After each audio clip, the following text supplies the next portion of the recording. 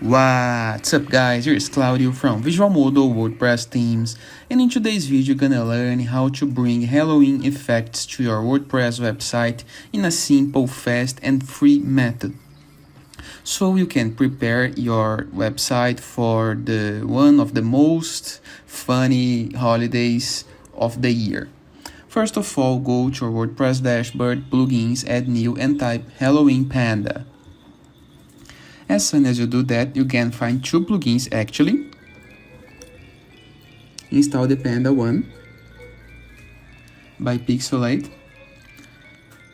Click on Install button. We're gonna be installing the plugin, and after that, click on Activate. As soon as you activate the plugin, one of the simpler plugin effects gonna be by default activated into your site. So, to avoid complications while setting up, go to our WordPress dashboard, look at the left side. This is the simple effect that gonna bring to your site by default. This one with the pumpkins.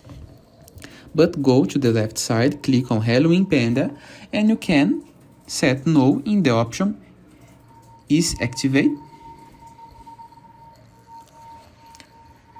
We want this active, but I want these carrots.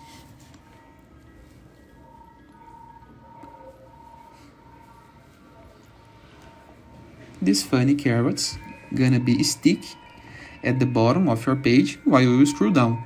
This effect do not have much importance from over the site loading or performance. And once it's funny, you can keep that for this holiday. You can move this to the top, as you can see, and make it stick or not. You other have another display types, for example this one with the dartboard. Let's review. I think personally it's my preferred one because it fits in the end of the site and it's not so big. But after that you can go to the monster fall. Take care with this option. This is almost like a waterfall, but with monsters instead of water, of course. And if you select it as yes, you can see some monsters going down to your site, but these do affect the site usability in some cases. It can make the site scroll down a little more harder, so the best option, the best thing to do in this case is just try and test. In my case, I prefer have this not active.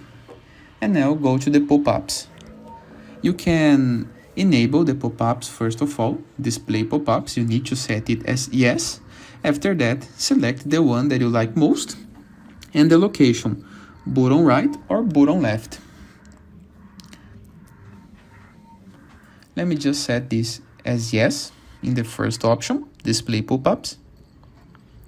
Save it. And we are good to go. There is an X symbol, so you can close this pop-up as well. And it is. I hope you guys enjoyed this video.